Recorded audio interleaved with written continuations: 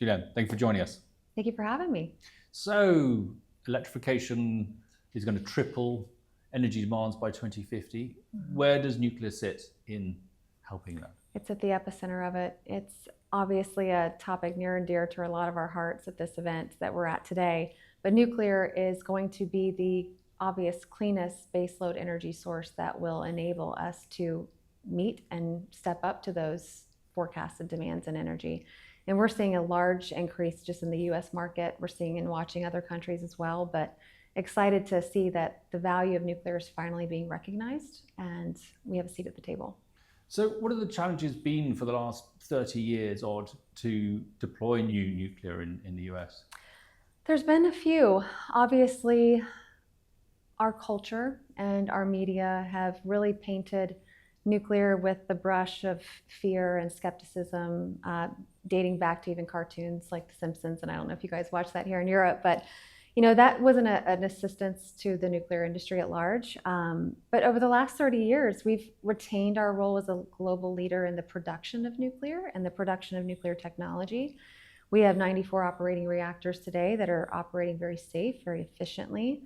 And that incumbency is something that we've got to take advantage of and ensure that we deliver on the next wave of reactors. 200 gigawatts, we hope, is what we'll deliver on in the next couple of years. But what's really been the crux is NIMBYism, which is not in my backyard. And obviously we're seeing a pivot now. At least in our country, we're seeing a lot of bipartisan support at the federal level and even seeing even a larger set of stakeholders at the community and state level. And so that's extremely exciting because now, for once, the facts and benefits of nuclear are getting a stage to essentially demonstrate how much we are an economic driver. We're just such a matter of national security, and it's exciting times.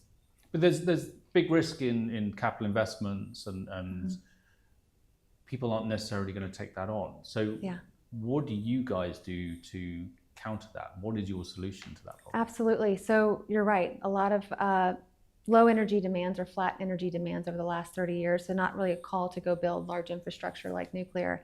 But now that we're seeing that, we're also seeing a fear from the utilities who traditionally have been the ones that have developed, constructed, and brought into operation new nuclear. And specifically, we had a project in Georgia that went over budget and over schedule because it was a first of a kind, right? It was almost a design build. The design wasn't 100% complete, so you naturally saw a lot of overruns. And so for utilities to say that they're going to go ensure that the nth of a kind cost can be achieved is a bet the company type event. And not many executives are going to have board support or investor support to say, hey, I want to go build, $10, $20 billion infrastructure. Though they love the long-term asset, they like the 60-year guarantee, they like the clean energy portion of it and the amount of just tax benefit it gives to those communities where they're sitting. But utilities are struggling to say, hey, I can bet the balance sheet on this. So the nuclear companies decided to step up to the challenge and help dilute that risk and develop a public-private partnership so that the utilities don't have to take on that burden. It can be shared and it could be significantly diluted, but ensure that we still deliver on our COP28 goals. So how is your approach different? I mean, how do you mitigate that risk that the utilities aren't prepared to take? I mean, we start by recognizing that the utilities need to have a role. They need to retain a role, and that role is the licensee, being the long-term operator. So the nuclear development, aspect of this will not be within the utility. They'll play a part. But our role is bringing together the utility, bringing together the offtake, the folks that will benefit from buying that clean energy, bringing in the US government for some financial packaging and debt financing, and building that special purpose vehicle that enables that certainty in getting to a commercial operation date and taking that burden off the single entity and spreading that across 3 to 4 entities. So of that 200 gigawatts, what proportion of that do you think you will be able to sort of take on and help deploy? We're starting with 6 gigawatts right now. So Fleet 1 is going to be spread across roughly 3 sites, and we're focusing on 6 gigawatts. But we really hope to, once we prove this model can work, we prove that both private equity, utility, and government can all sit around the table and achieve a financial investment decision. We will then be ready to deploy Fleet 2 and Fleet 3 and continue that pipeline, which that is the level of certainty that our manufacturers in the United States and even in Europe, because we buy a lot from Europe and Asia, they need to see that guarantee and that forecast curve. So if you build at fleet scale, folks will make that necessary investment to get their facilities, ASME certified or certified to nuclear grade.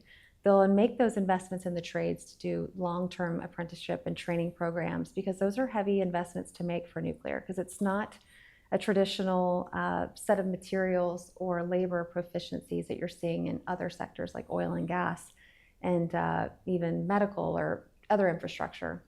It's extremely specialized, highly regulated, so it requires a significant investment. So if you're a company and you're being asked to go produce a set of materials or a set of trades over the next couple of years, but you only have one site that's going to be really that revenue stream, that's difficult to sell internally. You got to have a fleet, you got to have a large backlog, and that's what we're looking to do.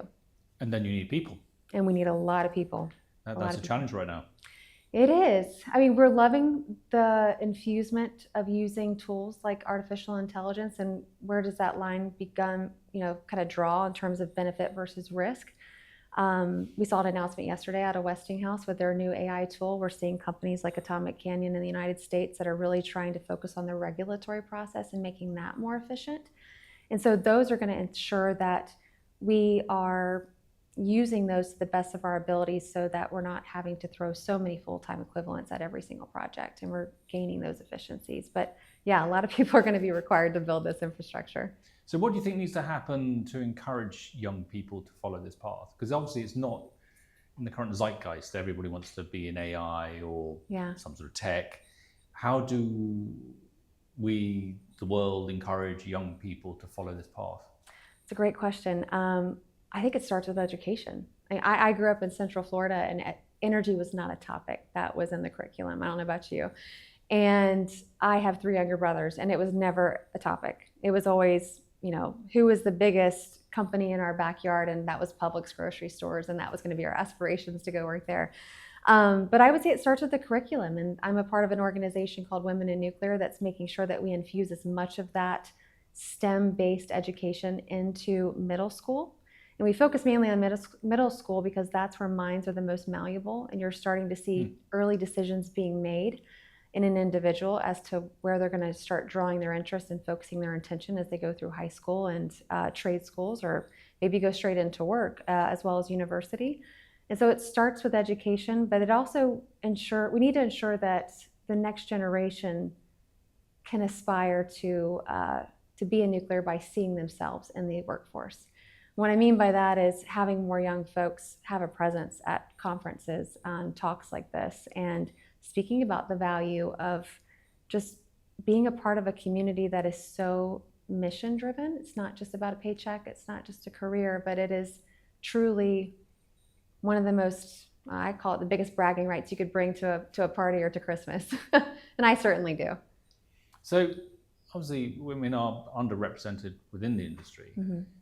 What do you think needs to change in order to bring more women in? Is it the sort of the climate aspect will encourage more people in? Is it the fact that this is a greener way to do things? What do you think we need to do in order to encourage women? Yeah, there's multiple ways to cut that question. And I would say what we have found to be successful in the United States through Women in Nuclear specifically is developing partnerships with other organizations that are supporting nuclear, like American Nuclear Society, North American Young Generation in Nuclear, NEI. And it starts there because you don't want to duplicate efforts, right? I mean, a women-led organization doesn't want to be seen as redundant to something else that's being done. You want to be seen as a value proposition that's constantly adding value. And one of the programs we've been developing over the past couple of years, we're in our 5th year of actual execution, is called Nuclear Executives of Tomorrow. And it is a C-suite sponsored, so utilities, IEEE providers, EPC contractors, promote and endorse a single woman out of their organization to go through this 12-month program. And essentially over the course of a year, they're gathered with like-minded individuals, 12 to 15, go through this program every single year. And they start to develop some of those skills that are difficult when you're in one work stream, one functional area. You start getting exposed to like what does board expect to see and hear in terms of presentation, how to do advocacy, mentorship. I mean, all those aspects that are required to be a fulsome leader. And what we're seeing is because it's endorsed by their boss or their boss's boss, and because they are surrounded by like-minded women, their network is becoming so active and broader. We're seeing a success rate of nearly 70% of women that go through the program within 1 to 3 years are promoted to officer positions of their company. That's awesome. So if you have a diversity at the top in terms of making decisions, you're going to see just an opening of like, how do we get more women at the table? What are the barriers they truly have? And without having a woman in that room, it's hard to even know what are those barriers. So that's a great example of what we're doing. So seeing someone who represents you in that position that will encourage you. Yes. I am so often the only woman at the table, and I'm just like, how can I get more at the table?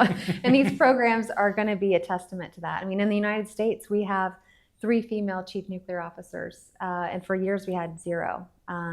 We're seeing far more site vice presidents actually in the field in operations, those are traditionally male roles, and we're seeing an inclusion of how women can go through that training program, go through that certification as a senior reactor operator. And because women are at the table making those decisions, we're seeing just a widening of the pool of talent of women at that table. That's an exciting time then. It is. It is. So what are the next steps for you guys? When do you reveal your offer? When do you go to market? Yeah. What happens? No, great question. Nuclear is a long putt, right? A long-term investment. Sure. And so we are going to be attending the UN Climate Week, where we'll be making some additional announcements around the technology that we have decided to really hone in on. We'll also be making announcements around really what is the pipeline and process in which we're going to go achieve putting 6 gigawatts of clean nuclear on the grid. So I'm so excited. Between now and the end of the year, you'll hear a ton more. But what I'm most excited about is really building the coalition of partners in the United States and abroad, really open to European mindsets here, because I know there's a lot of progress being made on the EPC side in other countries and how they're really becoming proficient and getting more certainty in quantities and labor cost. So what I'm excited about is who's going to be that coalition that's going to truly lead the energy transition for the U.S. market. Yeah. I can see you're raring to go. I'm ready to go, yeah. I have a lot of energy. Just hook a data center up to me. We're good to go. Awesome. Well, we'll follow with great interest and we'll wait for that announcement. Yeah, thank you. Well, thank you for joining us. Absolutely. Nice to meet you.